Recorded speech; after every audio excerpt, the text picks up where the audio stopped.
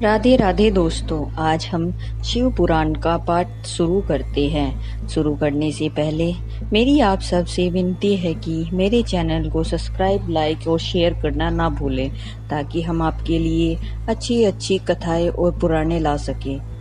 ओम नमः शिवाय। चलो आइए शुरू करते हैं। राधे राधे दोस्तों, आपका फिर से स्वागत है मेरे YouTube चैनल राधे श्याम में। आज हम आपको आगे की कथा सुनाते हैं। ब्रह्मा जी द्वारा परम तत्व के रूप में भगवान शिव की महत्ता का प्रतिपादन, उनकी कृपा को ये सब साधनों का फल बताना तथा उनकी आज्ञा से सब मुनियों का निमेष में आना। सब मुमुक्षु जिन शंभु का अपने हृदय आकाश के भीतर ध्यान करते हैं, जिन्होंने सबसे पहले मुझे ही अपने पुत्र के रूप में उत्पन्न किया है, मुझे भी संपूर्ण वेदों का ज्ञान दिया है, जिनके कृपा प्रसाद से मैंने यह प्रजापति का पद प्राप्त किया है, जो ईश्वर अकेले ही वृक्ष की भांति निश्चल भाव से प्रकाशमान आकाश में विराजमान है, जिन परम पुरुष परमात्मा से यह संपूर्ण जगत परिपूर्ण है, जो अकेले ही बहुत से निष्कर्म जीव के शासक एवं उन्हें सक्रियता प्रदान करने वाले हैं, जो महेश्वर एक बीज को अनेक रूपों में परिणत कर देते हैं, जो सबका शासन करने वाले ईश्वर इन जीवों सहित इन समस्त लोगों को वश में रखते हैं। सब रूपों में जो एकमात्र भगवान रुद्र ही हैं, दूसरा कोई नहीं है, जो सदा ही मनुष्य के हृदय में भली भांति प्रविष्ट होकर स्थित है, जो स्वयं संपूर्ण विश्व को देखते हुए भी दूसरों से कदापि अक्षित नहीं होते हैं और सदा समस्त जगत के अधिष्ठता हैं, जो अनंत शक्तिशाली एकमात्र भगवान रुद्र काल से मुक्त समस्त कारणों पर भी शासन करते हैं। उनके लिए न दिन है न रात्रि है, जिनके समान भी कोई नहीं है, फिर अधिक तो हो ही क्या कैसे सकता है, जिनकी ज्ञान बल और क्रिया रूपा पराशक्ति स्वाभाविक एवं नित्य है, जो इस अक्षण विनाशशील अव्यक्त प्रकृति पर तथा अमृत स्वरूप अक्षय अविनाशी जीवात्मा पर शासन करते हैं, जिन उनका निरंतर ध्यान रखने से मन को उनमें लगाए रहने से तथा उन्हीं के तत्व की भावना करते हुए उनमें तन्मय रहने से जीव अंत में उन्हीं को प्राप्त होता है। फिर तो सारी माया अपने आप दूर हो जाती है, जिनके पास न तो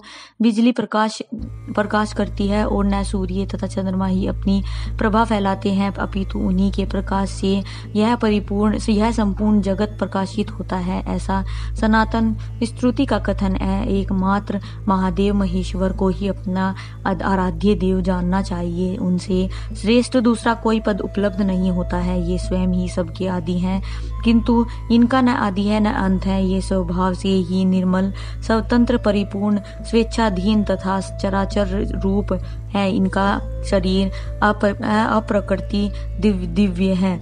ये श्रीमान महेश्वर लक्ष्य और लक्षण से रहित हैं। ये नित्य युक्त होकर सबको बंधन से मुक्त करने वाले हैं।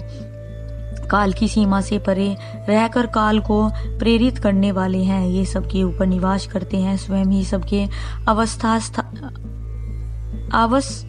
आवास स्थान है, सर्वज्ञ है तथा 6 प्रकार के अद्वितीय मार्ग से युक्त इस संपूर्ण जगत के पालक हैं। उत्तरोत्तर उत्कृष्ट भूतों से वे परम उत्कृष्ट हैं, उनसे बढ़कर दूसरा कोई नहीं है।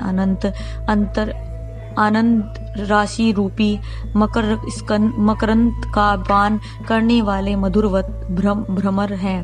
अखंड ब्रह्मांडों को मसल कर मृत्यु पिंड के समान कर देने की कला में पंडित है। उदारता, वीरता, गंभीरता और मधुरता के महासागर हैं। इनके समान भी कोई वस्तु नहीं है, फिर उनसे बढ़कर तो हो ही क्या सकता है। ये उपमा रहित हैं। समस्त प्राणियों के राजाधिराज के रूप में विराजमान है। ये सृष्टि के प्रारंभ में अपने अद्भुत क्रियाकलाप द्वारा इस संपूर्ण जगत की सृष्टि करते हैं और अंतकाल में यह फिर इन्हीं में लीन हो जाएगा। सब प्राणी इन्हीं के वश में है। ये ही सबको विभिन्न कार्यों में नियुक्त करने वाले हैं। पराभक्ति से ही इनका दर्शन होता है, अन्य किसी प्रकार से कभी नहीं। व्रत, संपूर्ण दान, तपस्या और नियम, इन सब साधनों को पूर्व काल में सत्पुरुषों ने भाव शुद्धि तथा अनुराग की उत्पत्ति के लिए ही बताया था। इसमें संशय नहीं है। मैं भगवान विष्णु, रुद्रदेव तथा दूसरे देवता एवं असुर आज भी उग्र तपस्या के द्वारा उनके दर्शन की इच्छा रखते हैं। धर्म भ्रष्ट, मूढ़, दुष्ट और घृणित आचार विचार वाले लोगों को उनका दर्शन होना असंभव है। भक्त जन भीतर और बाहर भी उन्हीं का पूजन एवं ध्यान करते हैं। यह रूप 3 प्रकार का है, स्थूल, सूक्ष्म और इन दोनों से परे। हम सब देवता आदि जिस रूप को प्रत्यक्ष देखते हैं वह स्थूल है। सूक्ष्म रूप का दर्शन केवल योगियों को होता है और उससे भी परे जो नित्य ज्ञान स्वरूप, आनंदमय तथा अविनाशी भक्त वत्सल स्वरूप है, वह उसमें निष्ठा रखने वाले भजन परायण भक्तों की ही दृष्टि में आता है। भगवत व्रत का आश्रय लेने वाले भक्त ही उनको देख पाते हैं। इस विषय में अधिक कहने से क्या लाभ है। गुद से ही भी गुदतर तथा उत्कृष्ट साधन है भगवान शिव के प्रति भक्ति। जो उस भक्ति से युक्त है वह संसार बंधन से मुक्त हो जाता है, इसमें संदेह नहीं है। वह भक्ति भगवान शिव की कृपा से ही उपलब्ध होती है और इसकी कृपा भी भक्ति से ही संभव होती है। इस प्रकार ये दोनों एक दूसरे के आश्रित हैं। ठीक वैसे ही जैसे अंकुर से बीज और बीज से अंकुर होता है, जीव को भगवत कृपा से ही सर्वत्र सिद्धियां मिलती हैं। संपूर्ण साधनों में से अंत में भगवान की कृपा ही साध्य है।